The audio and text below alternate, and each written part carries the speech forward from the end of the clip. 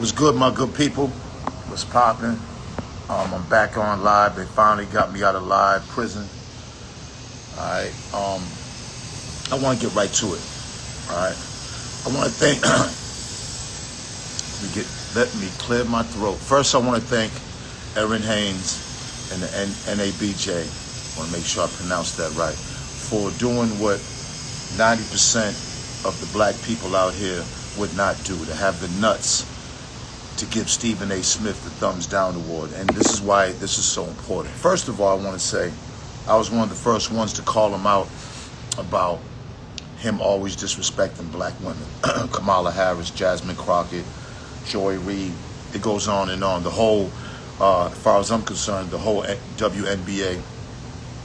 Stephen A. Smith, all right, is the perfect example of when an ego goes way out of control, right?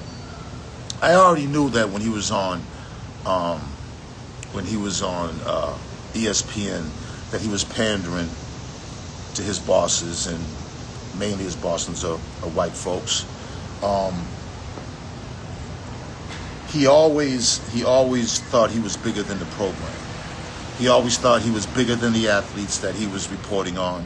He always thought that he was bigger than everybody in politics. For some reason, I don't know why, because he knows nothing about politics. This man is the epitome of a narcissist, the epitome of a male chauvinist, the epitome of a Sambo, tap dancing Sambo. And, you know, it's funny because I watched this guy's timeline, all right? He started out as a news reporter. The great Stuart Scott, he could never be. He's the type of black man that when white people pat him on his back, he goes crazy. He gets super excited, super happy, and he tries to please them in every way he can. When you watched his timeline over the years, even the guys that come on his show, look what happened to Ryan Clark. Look what happened to Shannon Sharp, Cam Newton. All these guys were shining in their own way, and you know, mysteriously they all got the axe. I know for a fact that he was in them back offices, definitely, pushing for all of them to get fired behind the scenes. He would never, you would never know it, but he was definitely, I'm sure when his bosses came to him and asked him, he was saying, yeah, get him out of there, because it looked like they would shine more than him, especially probably with the women. And he can't stand that. His hairline's back here. He looks like Kermit the Frog. I made a post before my last page got taken down, and it got up to 1 million views on it, and it was basically the way how he was disrespecting black women. Now, back then, not too many people were saying anything, not even black women. Now, since the NABG and Erin Haynes came out and did what they did, here comes everybody now. All of y'all were scared. You see, people on this internet, they get scared because they'll feel a certain way and they'll want to say something, right? But they're scared because of what backlash they might get, or who's watching, or who might get blacklisted. Listen, I don't worry about none of that shit. All my life and all my time in this industry, in this entertainment industry, I've always said what was on my mind, and I stand on. I've always stuck up for black women. I stuck up for black women when Eminem was disrespecting them. I stuck up for black women all the time. Stephen A. Smith, perfect example. Perfect example of an ego gone rogue. Ego gone crazy. His ego pushed him over the edge. It's so important. Let me tell you why it's so important. It was so important for the NABJ, and I hope I'm saying this right, to do what they did. All right, excuse me if I might get the letters wrong, but y'all know who I'm talking about. Because Stephen A. Smith, I mean, you would think he wouldn't care, but this hits him harder. You see, when the hood says something about Stephen A., he doesn't care because he never was a part of the hood.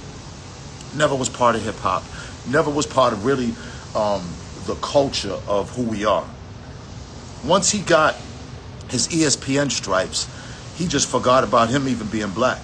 As far as I'm concerned, when he looks at himself in the mirror, he sees a white man. And it's easy to see because when he's pandering to these white folks, all right, to his bosses and, you know, to the Republican Party, he thought he was doing something slick. When they turned on him, when Trump turned on him, then he tried to come back to the Democrats. But it's like, at this point, you straddled the fence so much you have nowhere else to go now. Him going on Sean Hannity was the biggest embarrassment I've ever seen somebody. Ever, honestly. After you get called out by the black community, which it took them a long time, but it's okay, better late than never, you go run the Fox News and start complaining about the black community calling you out. He should have been canceled. He should have been canceled. You feel me? And then when he called out the Lakers for having 3 white guys on their team, then mad white people, a lot of white people went after him. And then he's seen then that he's not untouchable. You see, one thing about this America, it may be the world, when you start pandering to white people, you think you're a part of them, but ultimately, you'll find out that you're not. Don't worry, you'll find out. And don't worry, he found out. All you Johnny-come-latelys who are now hopping on the bash Stephen A. Smith, where was y'all a long time ago? He's been doing this for years. But I guess y'all seen Miss Hayes when she did it. Here comes all the black women. Here comes all the black people. Everybody now jumps on the bandwagon. He's been doing this for years. Where y'all been at? Where y'all been at? Stop. Listen, black folks, if y'all see something that ain't right, if you feel something in your spirit, speak on it. Don't worry about the backlash. Don't worry about nothing. All you have to answer to is God. If you're going to be scared of anybody, be scared of God. Don't be scared of no man and no woman. Don't be scared. I've been blacklisted my whole career. When I came out against Eminem and was speaking up for the culture and black people, immediately my music stopped getting played by black people. Black people will blacklist you because you're sticking up for them. Only because they don't want to fall out of place with whatever white person is at the is on the top of the mountain. You see, everybody worries about their finances and everybody worries about them. When it comes to worrying about everybody, no one cares about that. People are selfish out here. Me, I'm gonna say what's on my mind. I grew up in Boston, super racist, so I understand racism. I understand it's not right. That doesn't make me a racist. That makes me somebody that doesn't put up with anybody's shit when it comes to racism. And I don't give a fuck who you are, what company, what corporation, what position you have. If it's on my spirit, I'm gonna call it out. All right? It is what it is. You know what I'm saying? And it's about time. NABJ, I hope I'm pronouncing you right. Thank you. Thank you. Thank you for shining the light on this Sambo tap dancing weirdo, hairline on the 50-yard line.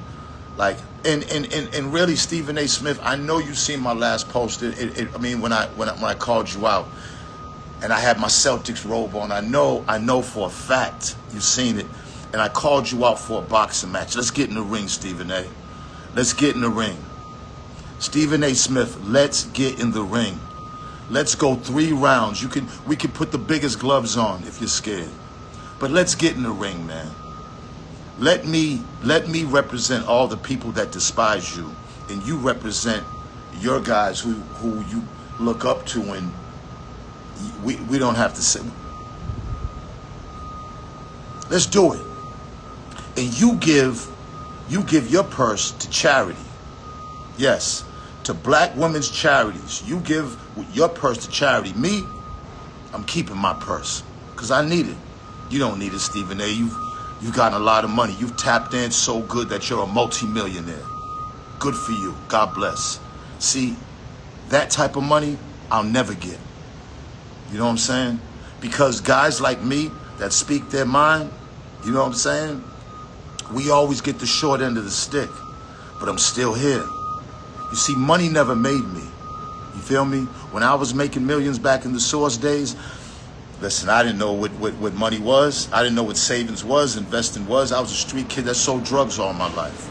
Caught up in a system that we all get caught up in because of the same people that he panders to. But I'm still here. I'm still hustling. I'm still healthy. I'm still with God. And I still got these. Yeah. Because that's all I got in my word. Money don't make people happy. Don't bring you happiness. It can make you comfortable. You can get a lot of material shit.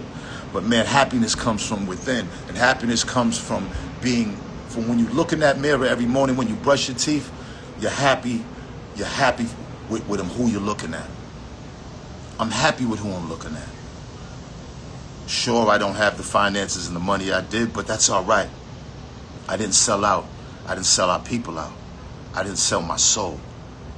So for that, I'll be at the Crab Trap today, 3354 Memorial Drive. Come on in, holla at me, get some crabs, get some fish, some seafood, and just good vibes, man. And God bless all y'all.